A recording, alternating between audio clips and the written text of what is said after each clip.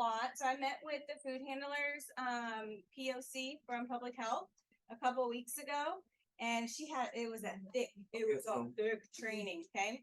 A lot of it had to do with like actually cooking the foods, being in the kitchen, which you guys don't do, but you guys do serve food in the classroom. So I kind of edited her PowerPoint. She said that I could make it to where it is what pertains to you guys mainly in the classroom as opposed to what the kitchen normally gets trained on. So it is a shortened version. Just 1 second, I'm trying to open that. Standby technical difficulty. Standby.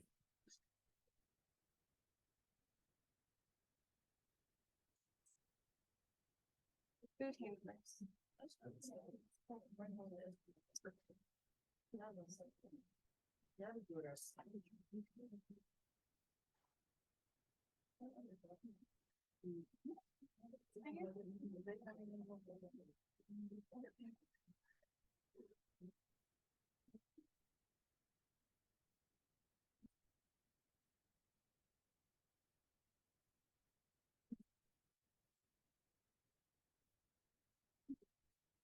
This one?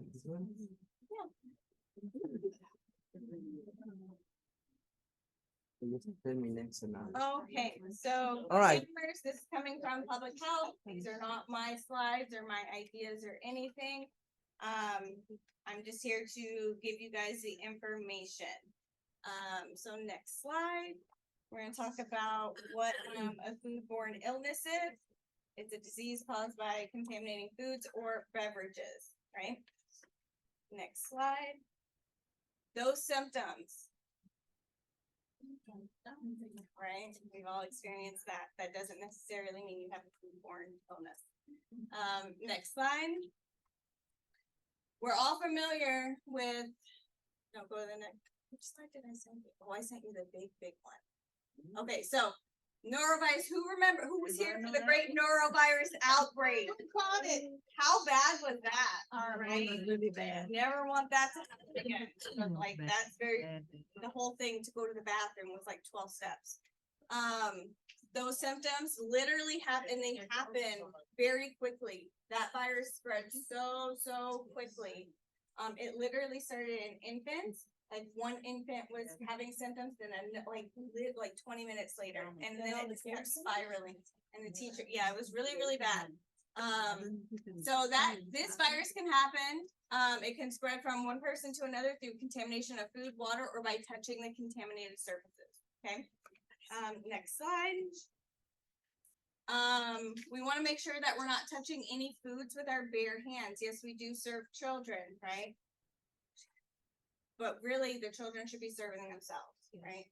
Some situations, you might have to do hand over hand, whatever, but we should never be handling those foods. Like if there's a roll or something, like here, Johnny, here's that roll. If you do need to touch it, just put on a glove to touch the food. Next slide. We want to make sure that we use non-latex gloves because latex gloves cause allergic reactions. I'm allergic to latex. When we're using the gloves, we want to make sure we wash our hands first. Yes. How many seconds? 20 seconds, right? And then we can wear the gloves. We need to change the gloves often. Just because you're wearing the gloves doesn't mean like there's no germs that can get on those gloves. Those germs can still be on the gloves, so make sure you're changing those gloves regularly. And washing the gloves does not count. Like that doesn't work for gloves. You actually have to change them. And gloves should not be a substitute for hand washing. Next slide.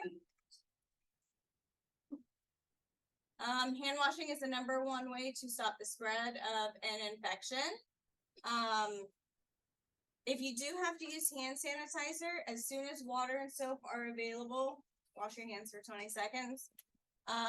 We want to do hand to food, food to food, equipment food, contact surfaces, chemicals to food. Just wash your hands so there's no cross-contamination. Okay, next slide. We all know how to wash our hands. Next slide. Next slide. Next slide. Why did all of them come out of order? Are you going backwards, sir? You're going backwards. Yes, it's one Okay, sorry. I'm like, I don't understand. Okay, chill. Okay. So I didn't say that. in your classrooms, like, so the bleach solution is a chemical, soapy water is a chemical. We want to keep those away from children, high enough up to where they can't get to it. If they're on your countertops, push them all the way to the back so their little hands can't reach it. Raise your hand, who's the one that makes the bleach water solution in the morning? Who does that?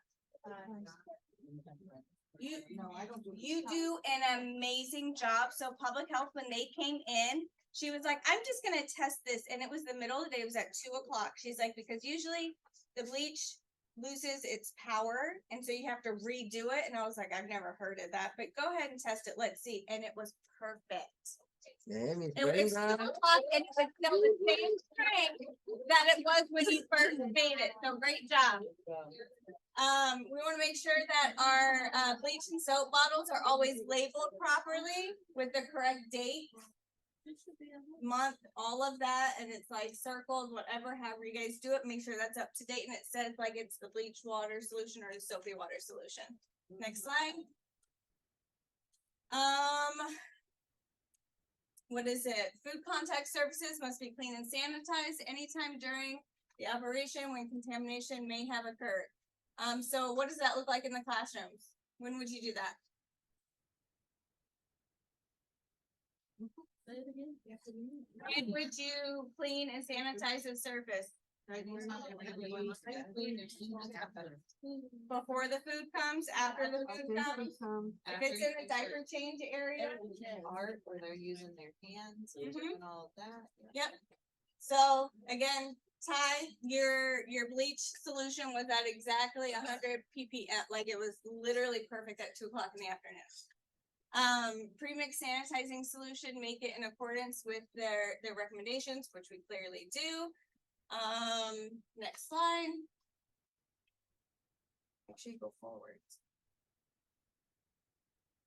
Okay, so recent events. There's been some trends on social media. If you guys have seen people licking ice cream and then putting the lid back on it for you to purchase. Drinking out of the drink. Like, this has been a real thing. This is a federal offense. It is illegal to do that. That's just FYI. So if you want ice cream, things like so yeah, disgusting. This happened in 2019. So it's good now, but just in case. Next slide. Public health, this is their on duty, and on call phone number. If you guys ever need to contact public health for any reasons. Any questions, concerns about food handlers? The lady did say she recommends, she didn't say it was like a requirement, like you have to do this. But she did recommend for those of us that have long hair that when we are sitting down for family style dining, she did ask that you pull your hair back so that way it's not getting in the food. So just kind of be mindful of that. If you have like your hair down, kind of just like pull it back. She didn't say you have to wear a hairnet. You definitely, Miss Sharon, you do need to pull your hair back. She didn't say you had to wear a hairnet or anything like that, but she did say pull it back so the hair's not getting in the food. Questions? We good on food handlers? Yes. Questions in the chat about food handlers? No, we're good.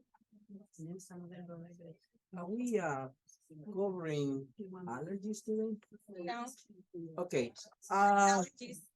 Miss Alana, could you come over please for a minute? Okay, so I will ask Miss Alana, I'm sorry I'm catching you by surprise, but to talk about food allergies and the recent incidents that we have in food allergies. Yeah, it's gonna happen anyway. Yes. Today, so. Okay. All right, so guys, since we're talking about food, we are having a lot of issues with feeding our children their allergens in the center. It's happening way, way, way too often, and we need to really be paying attention to that. One change that we are making, instead of doing the cards Okay. and the allergy list, we are putting the children's faces on the allergy list, and we're getting rid of the cards because it's really hard to keep both updated. And so you need to every meal time look at that allergy list and ensure that you are not feeding the child their allergen. If And you remember, I had you guys for one of the coachings. I said if they have an allergy, have the child's name in red, put it on the table. See allergy list. If a new child comes in and you have to add them to your table, as soon as you realize they have an allergy, just add them to your table and go see that list. now, when in doubt, please call the front or the kitchen, because sometimes the bread or something may have the allergy in it, and if you don't know for sure, make sure you're calling the kitchen to verify, because again, that's an easy mistake to make because you don't think, oh, it might happen, but it might. The kitchen goes, yeah, I Say it louder. So when we call the kitchen and the kitchen staff goes, yeah, I think they can have it. No, it needs to be a definite. Yeah, and then we will verify before you feed the child, before you feed it to them. We're If not, you know they have yeah, an allergy yeah. and you don't see their allergy plates, call the kitchen right away. Or you don't see their allergy milk, call the kitchen right away. 'Cause Listen. sometimes the kitchen forgets. When we have a reportable incident that includes giving a child the wrong milk, the wrong bread, or whatever, that report goes to headquarters. Okay. Now, let me tell you from the manager point of view what happens. We are questioned as managers. Miss Alana, I question Miss Alana, I question Miss Peter, because once again, trainers too. It is a matter of accountability. If we continue to make these mistakes and it continues to happen, one of us is going to lose our job. And I'm not trying to threaten you or scare you. But when it comes to feeding my children in the classroom, I don't trust anybody. I check my allergy list every day. I don't care if the cook says we're eating green muffins today. Okay, We're eating I'm gonna go green muffins. Okay, what's in it? Because I have a child who cannot eat any dairy products or egg. You have to question, because who feeding the child? You are. Be very cognizant of responsibility that you have when serving a child food. Once again, the incident report goes to headquarters. I have to tell our commander. My commander is telling me, and by all means, why are you continuously giving a child the wrong milk or the wrong muffin or whatever? Why? Why aren't you disciplining your director, your assistant director, your trainers? Why aren't you directors disciplining your caregivers to continue to make the same mistake? This is not a I'm getting you or slapping you on the hand. We have to be very careful. This is a very serious mistake. If a child ends up going to the doctor or to the hospital, we got to report it. If something happens to that child, I wouldn't forgive myself, because you know what? The responsibility rolls up all the way up to the Secretary of the Air Force. This is very serious. When it comes to feeding your children, do not trust anyone. If it's two of you in the classroom, you have to look at that list twice. You have the names on the tables. I saw that. Very good idea. Please double check. Just because the kitchen senses that your way is not always, you have to question, because the kitchen can make mistakes too, right? Right.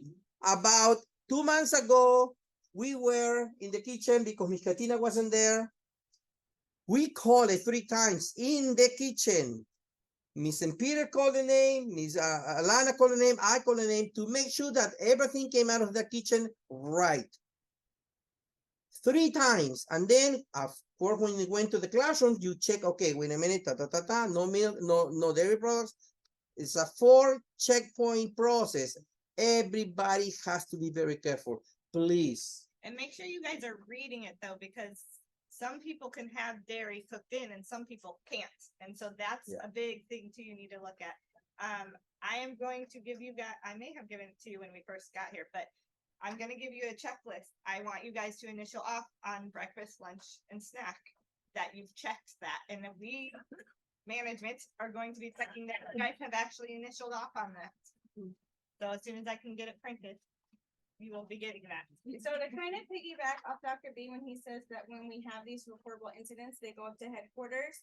When on one of my TDYs, I was sitting at a random lunch table because it was our lunchtime, and headquarters saw that there were seats on both sides of me. I had one person here, one from headquarters, sit both sides of me, sitting next to me. And, oh, what base are you from? And I was like, Dover Air Force Base.